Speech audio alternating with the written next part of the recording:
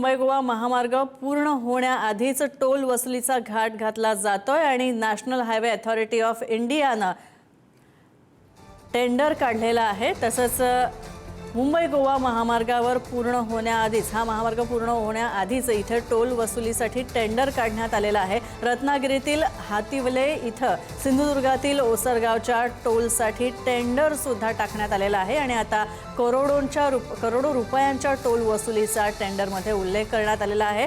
तसंच राष्ट्रीय महामार्ग प्राधिकरणाच्या साईटवर हे ई टेंडर निघाल्याचं कळतंय आणि महामार्ग पूर्ण होण्याआधीच टोल वसुलीला सुरुवात झालेली आहे। कोकणवासियांचा विरोध आहे, मात्र या सगळ्याला 2022 मध्ये या दोन्ही ठिकाणचे टोल नाके हे सुरू करून लोकांच्या विरोधामुळे ते पुन्हा बंद करण्यात सुद्धा आले होते। तर 2008 पासून मुंबई गोवा महामार्गाच्या चौपदरीकरणाचं काम सुरू आहे, तर अद्यापही हे हे काम जे आहे ते पूर्ण झालं नाहीये। तसंच टूल्स टेंडर हे जे आहे ते टेंडर निघालं आणि त्यामुळे आता पुन्हा एकदा हा मुंबई गोवा महामार्ग चर्चेत आहे।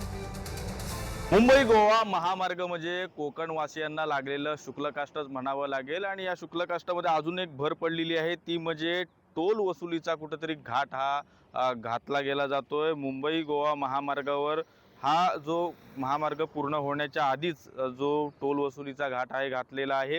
नॅशनल हायवे अथॉरिटी आणि ऑफ इंडियाकडून टोल वसुलीचं हे टेंडर निघालेलं आहे। रत्नागिरी जिल्ह्यातील हातिवले आणि सिंधुदुर्ग जिल्ह्यातील ओसरगाव इथल्या या टोलसाठी हे टेंडर निघालेलं आहे।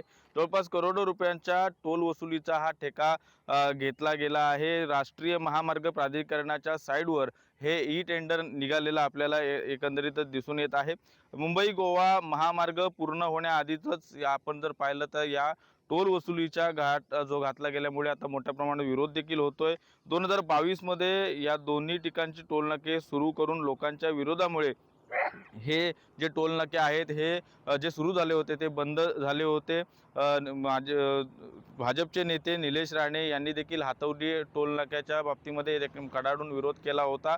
त्याच पद्धतीने पाहिलं तर चा जो ठेका आहे हा देखील त्यानंतर ठेकेदारांनी सोडला होता। रायगड असेल, रत्नागिरी आणि सिंधुदुर्ग जिल्ह्यातील जवळपास 366 किलोमीटरचा हा मुंबई गोवा महामार्ग आपल्याला पाहायला मिळतोय। 2008 सालापासूनच मुंबई गोवा महामार्गाच्या चौपदरीकरणाचे हे काम सुरू आहे। हा मुंबई गोवा महामार्गाची नवीन डेडलाईन ही आलेली आहे।